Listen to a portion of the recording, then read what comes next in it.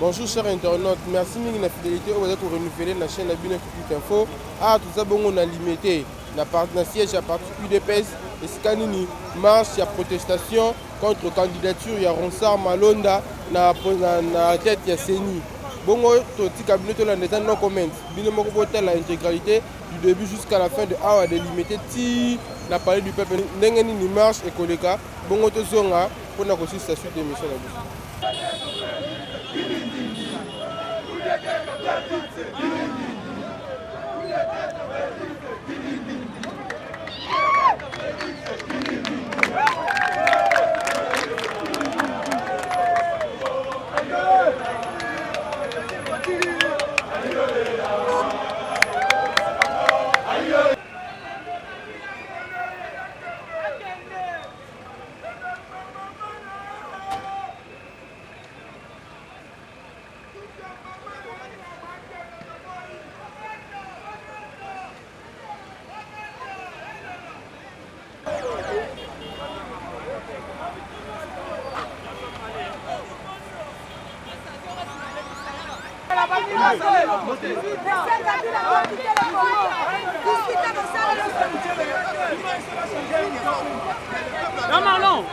Marlon, au paiement, moi j'ai jamais dit vous avez remarqué que Ronsard Malonda a sur la place clé. Et nous avons demandé de marcher pacifiquement, mais par là, il y a un s'attaquer la biso. Ronsard Malonda, place na yeza soute. Ronsard Malonda azate, accueilli. Alors, Kabila, maintenant nous connaissons le problème.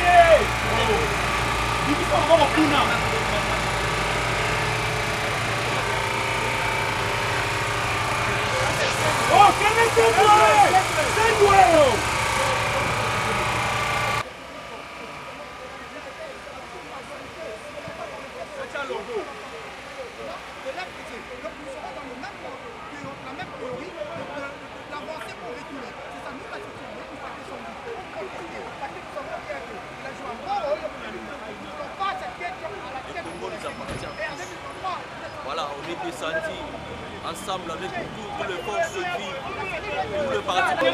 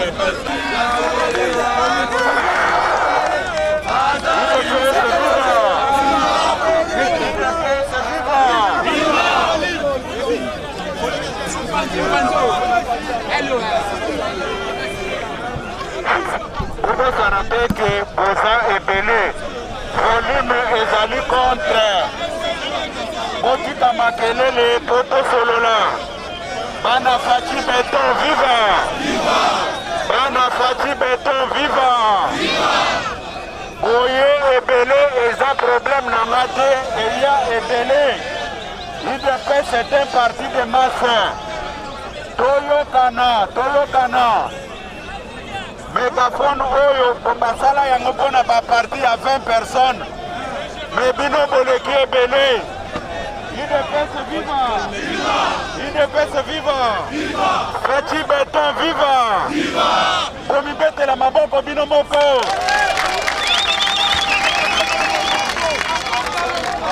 nalingi koloba boye mégaphone oyo eza koloba makasi me bino moko nde bosali infraction boleki ebele bomibetela maboko makasi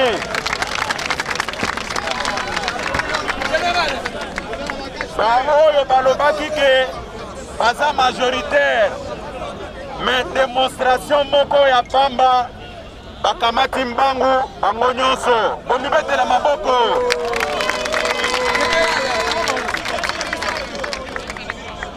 nakozala mwa molai te kokopesa parole epe président ayi po ayebisa bino oyo aza nango me naza koyebisa bino boye balobaki ke biso tokobuka babiloko tobuki ata eloko moko te yango boza komerite longonya bomibetela maboko lisusu makasi au contraire bilan oyo toza nango eza bilan moko ya mabe babomi 3 personnes bamemi bacor vers une destination inconnue et puis 5 personnes sont dans un état critique na kati ya clinique Bondeko balakisa biso eloko oyo biso tobebisi po bayebisaki mokili mobimba ke biso tokobuka biloko toyokani malamu toyokani malamu bautilize babale réel po baboma bato ya UDPS yango oyo toyokani malamu bapeti babale réel babandaki kokosake biso tokobebisa eloko tobebisi eloko ata moko te toyokani malamu yango nazopase parole epa ya président na biso Jean-Marc po ayebisa bino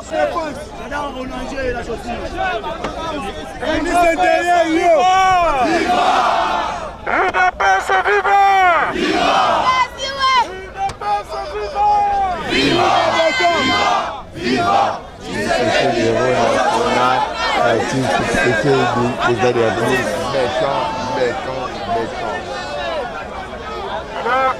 Yayambo nazali kofelicite bino mingi lelo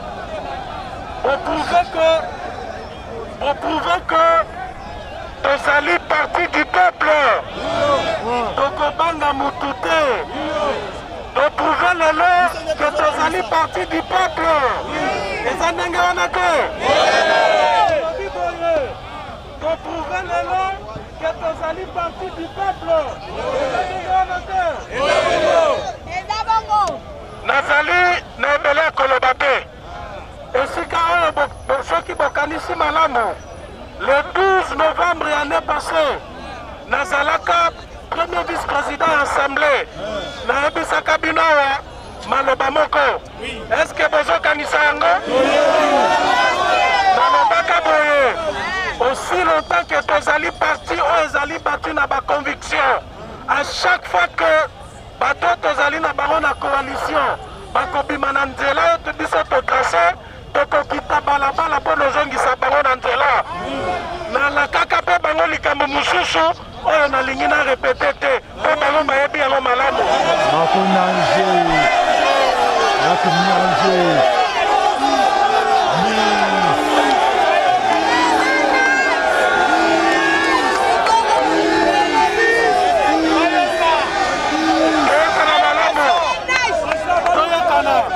nazali koloba boye marshe na biso lelo ezalaki pacifique tobuki eloko mutu te tobeti mutu te mais bazali kopesanga bilan oyo ezali korevolte ngai direction politique ya parti nazali koconvoke réunion extraordinaire lobi na ntongo po toévalue marche ya lelo tokopesa bino position na biso mais mpono etali Ronsard Malonda mpasi na ye tosi totourne yango obosana ye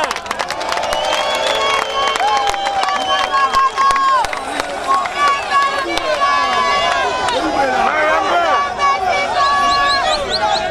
nalobi boye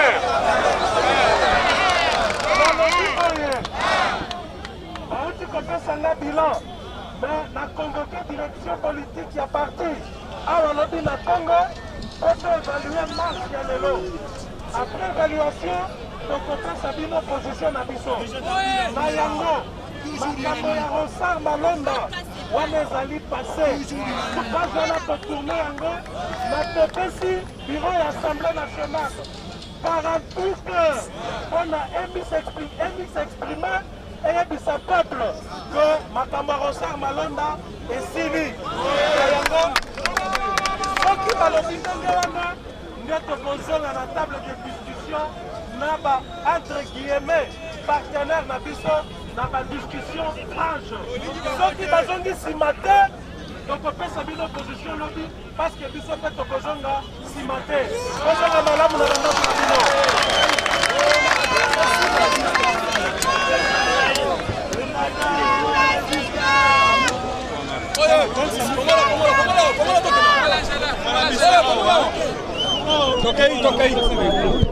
Nous avons devant le siège à partir de l'UDPS. Vous expliquez biso le revenu ça là surtout zanani vraiment na carte à partir de l'UDPS. Premièrement, on a passé nous Nzambe merci au abateli biso durant toute la journée parce que ce n'était pas facile. Ceux qui toza awa na bandeko population congolaise nyonso bomoni awa toza awa parce que tolobi non na choix oyo ba porter dans la place il y a soi-disant le président Ronsard Malonda na CENI. Bango bakanisi lokola tozaka en époque où ezalaki baponi bato bavandi bakroise maboko bato balali. Non, la République a changé. Toza sous na temps théo ezalaki notre frère na bandako. Nous sommes à la démocratie. Et démocratie eza parmi les principes il y a état de droit. Et na kati wana liberté d'expression ezali. Donc population doit marcher, doit manifester, doit contester. Ceux qui sont d'accord, il y a une population congolaise à répondre. Dans le mot d'ordre Pessamaki, il y a un mot qui n'a pas parlé du peuple. Malgré que vont empêcher, mais quand même, nous avons pu arriver jusqu'à là-bas, on a parlé du peuple. On a tiré des balles réelles. On a tiré des gaz lacrymogènes, mais tu commis quand même des gaz yango, preuve yango tiré. Il y a des gens qui sont blessés, tu dis que on a hôpitaux. Yango te pesi message. Premier avertissement zaki tant que kenaki pour na mangamba minaku ya ba loi. Deuxième avertissement yango pour na Ronsard. Troisième to kekinga kati. C'est son contre candidature ya Ronsard Malonda. Marche l'équipe pacifique parce que peuple zaki na posa robuke lora montute.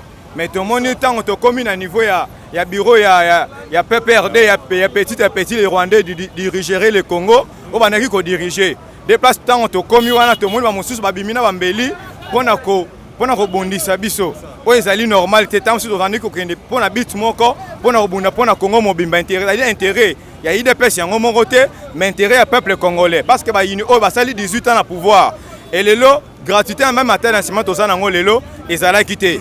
Justice c'est liberté. Les élections babengi mutu procureur général na téléphone bakati mais o ezali susu bongote na kinga kati mais o ezali justice ko ya peuple ezali pouvoir ya peuple tant au peuple a revendiqué mokonzi mboka royoka directement pona à comprendre que te manifester pona nini te manifester pona monsieur Ronsard Malonda azala na tête à sénité et to ko accepter ka ngote et yeba ke mwana mboka na congé na septembre na kozongela lisusu pona koyebisa yo to kosala marche et to kosala pétition moko contre Ronsard Malonda et contre Assemblée nationale wana parce que les lots on va salir 350 mais peuple moni peuple nenga bimi na nzela oyoki na Katanga oyoki na Kasai oyoki na Est ndenge salami siko na groupe ba individu 350 personnes ba individu siko ozo comparer na peuple yango na biso ke biso peuple avant Fachi a dissoudre parlement biso ne to dissoudre ngo biso moko ba ko ta dissoute rendez-vous na septembre. Bon merci moi Namboka journaliste parce que Olisingana s'est présenté dans le président du parlement debout Ezali na Tchango na marché à liberté. Je suis le président du parlement debout et c'est pourquoi ce que moninga mukola lelo na ebo na zali boso wana na utinde na to uti ko sala marche pona ko temela ba anti-valeur o ezali na kati ya front commun contre le Congo. Parce qu'il faut que le bango bien front commun contre le Congo. Bamilo bakake, bazara majorité. Et basali fraude na bango pour bale qui sa meserosa, malonga na kana seni. Tant que ezali volonté ou ezali à société civilité, ezali parce que ba yebi été, ba confession religieuse bateli kimbangiste. ana uti koyoka ye alobi ke totikali komandate mutu moko te na kombo Rosa Malonga et toyebi ete denga pe toyebi ete c'est pourquoi basi ba yebisi ye mabunda ayeba parce que toyebisi bango boye na memorandum obiso toyebisi bango ke ba yeba ke peuple azomona nyonso tozolanda lisu likolo lisu tokotika ka eloko moko te ya buzoba elekaka babandi na buloko babuzoba ya justice ya minaku totelemeli yango basali mwa je na bango baya lisusu na oyo etali Rosa Malonga wana ebiso toyebi te azali muto bapondaki na kingakati ba continuer kosamba na bango na kingakati pe ekoleka te biso peuple totelemi akomona peuple na nzela na ye toko acceptaka te mukolo moko te mutu wana leka na kombo ya Rosa Malonga wana tokondimaka yango te